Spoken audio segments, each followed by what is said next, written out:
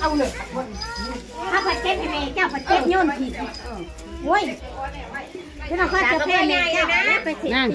สากกระเบื้องเขาจะไปให้เขากลมน่ะกลมน่ะทักทายสบายดีจ้า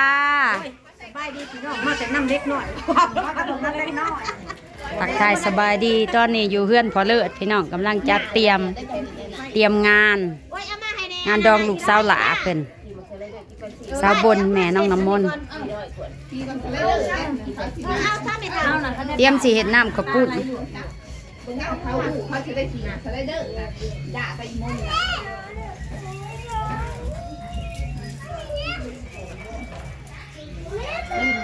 โอ้เต้นจากอันเสามาคือสิเตรียมสลองอยู่เบิดมื้อเนาะจังเต้นหลายแต่สี่เต้นผมอยู่เบิ้ลมือเอาแนวเดินบุมีผมบุมีหมอง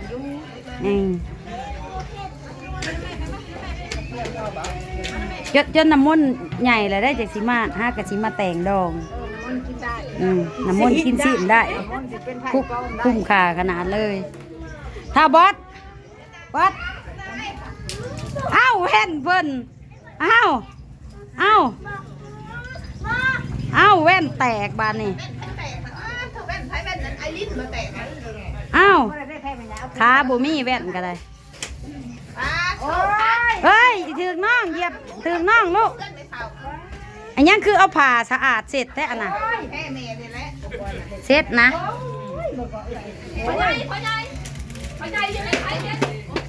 เอา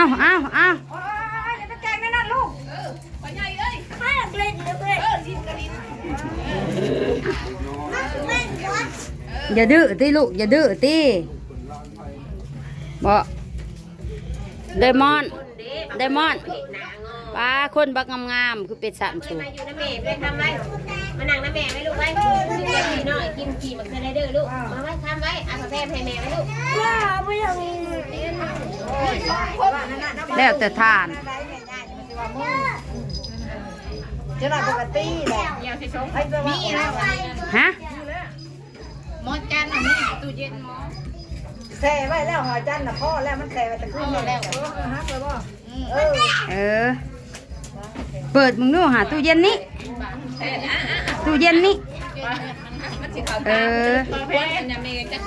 มักพริกอันนี้บ่เละมักพริกอันนี้บ่ย่านว่ามักพริกซื้อมาน่ะพี่นั่งกับปุ้นอีน่ะมันแสงเรือมาจะใช้แล้วมันมาประกายนึงมันของเราแล้วเราสิเสกบังบุญนี่สว่างมาแล้วคันมักพริกซื้อน่ะบ่เอาได้มันอยากสมถามเราเบิ่งดูย่านมันเป็นพริกแกงน่ะพริกแกงจุ่มเฮายังมีจุ่มเฮายังบ่เอามันสมมันบ่แซ่บถามเบิ่งเล่าดูห่ะและคันพริกแกงซื้ออะไรเฮ็ดเอาใหม่รถบ่เอามันจัดการมันเดินมาอะไรมาหาเมียให้เมียซื้อเอาหนึ่งไว้รู้ว่าใหญ่มันดีอยู่ไว้มาหาเมียซื้อเอาไว้พอใหญ่ขั้นพอใหญ่สีเอาให้ดีมันสไลเดอร์ไอ้สีใบเบาเดินนั่นสีมาว่ามาหาเมียอาจะยิบแล้วบ่ยิบแล้วแต่เฮิงเติบจะได้บอกแม่ใหญ่ท้องเนี่ยเด้อว่าสินก็แล้วเลยเอาบ่แรงสิงานเขาอื่นแล้วไปเอาไล่เกลือเอาจ้าเจ้าพอสิบ่ว่านั้นเจ้าข้าวเบี้ยให้เรามีคนอื่นก่อนแล้วยิบผู้แหละว่ะ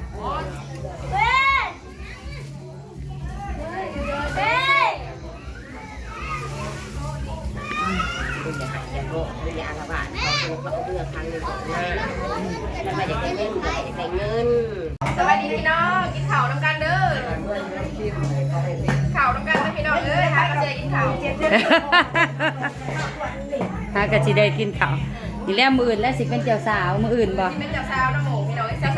สาวแมนลูกอ่อนอยากปั้นใดแหละพี่น้องเลยยังงามอยู่กินข้าว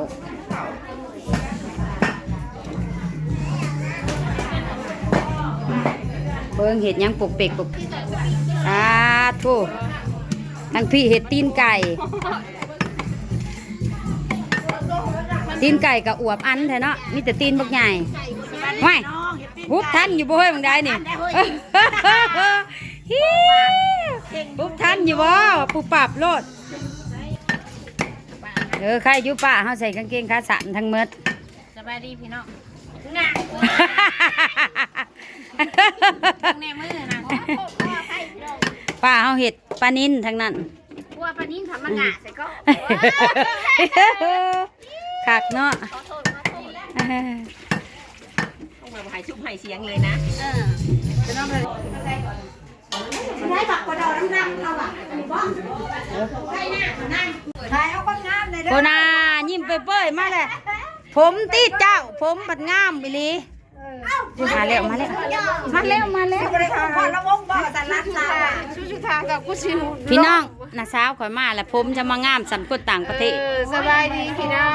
งดีพี่เฮ น้องสาวพอเลิศ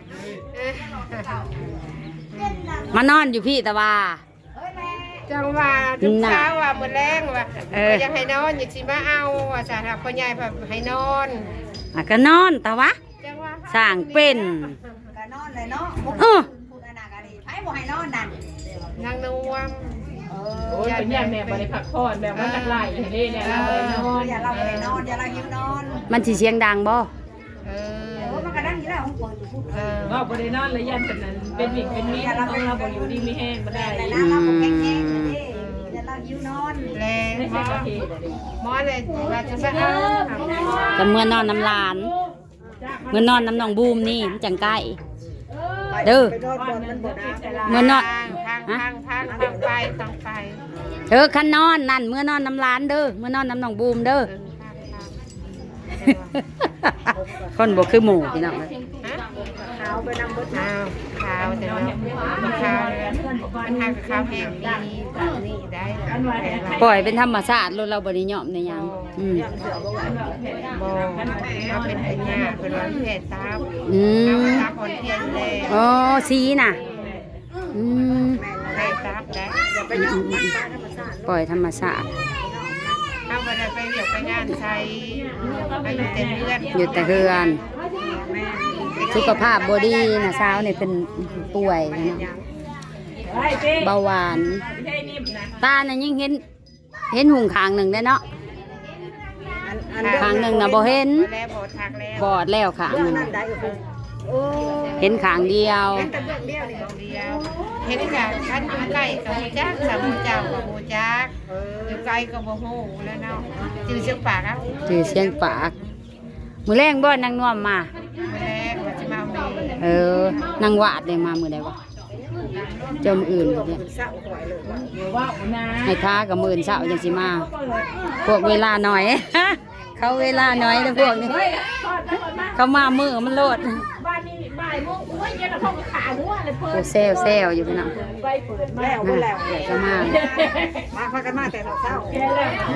พี่น้องแตกอยู่โคพี่น้องเอ้ยพี่น้องหลาย เมื่อน้ำก็มีเดี๋ยวก็มาอีกนี่ ปวดแข้งมือหน่อยเจ็บเป็นยังกระบุมวนอยู่นี่ บ่งแล้วอีหยัง ลวดแท่งมือเศร้าเลย ตาย ได้เมียนเต้าในหางเต้าแล้วดึงคือนั่นเลย อืม หูเต้าขาดลวด เอายังใส่ปะนี่ มันเต้าไม่ได้ยังใส่แทงตัวเขาเจ้าคู่บุกฆ่าพี่ถอดออกมาน่ะตัวกันใจดึง3 บาท ป้าเจ้าอ่อนเสน้ำเกลือ บ้านนี้ลวดเขาขี้เหนียวมันสิบ่เอาอันนั้นบ่ เขาให้เสน้ำเกลือขาเสื้อ โอ้ย ปวดที่หมุกเลย เอานิ้วมือเจ้าน่ะจุ่มเสโลดคันโบฮานเขากระต้มน้ำใบมะขามใส่กับเกลือจุ่ม บ่แล้วมันหึงนี่ก็ใส่ได้บ่ เว้ยเสโลถ้ามันขาเสื้อเสียงอยู่สวด ข้างไหนถึงไหน ถ้าสวนได้ยังอันนี้เห็น2คัน2 ข้างแล้วจะ พักวันน่ะผู้แม่พันกับอัน เจ้าแล้วบ่แล้วนะ แม่พันกับแม่อุ่นเช้าหลังมื้อเนาะ เอาไปให้แม่พี่สายสูงให้บอกโอ้ยขนาดนั้นมันจะว่า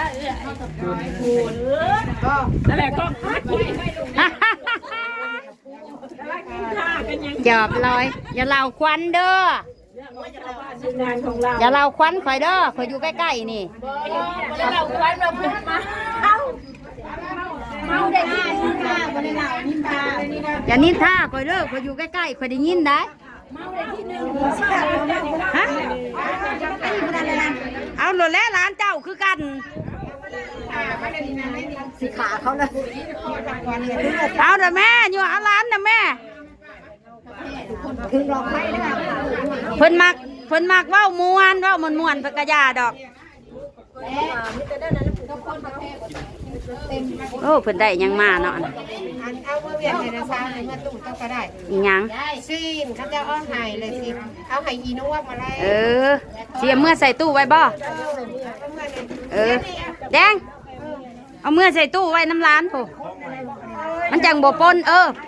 ไว้น้ำนองบูมพุ่นโอ้มากูว่าซะ บ่ทันใจกูไปเองบ่ได้ทันใจเพิ่นได้อีหยังกะ อย่าแพงไรเฮ้ยเอ็กแทนก็ไรกว่าหันได้ มันบ่ได้ถอยได้หั่นน่ะ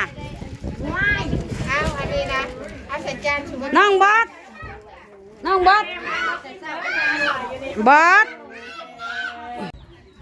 คลิปนี้พาเบิงพาชมภาพรวมไปน้องเนาะกะเกียมงานดองสาวบนแม่น้องน้ำมนต์มืออื่นมือนี้เป็นมือกาเกียมเอาคลิปนี้กันยาวๆแล้วป้าเหมาจะก็จุบไปสำนีก่อน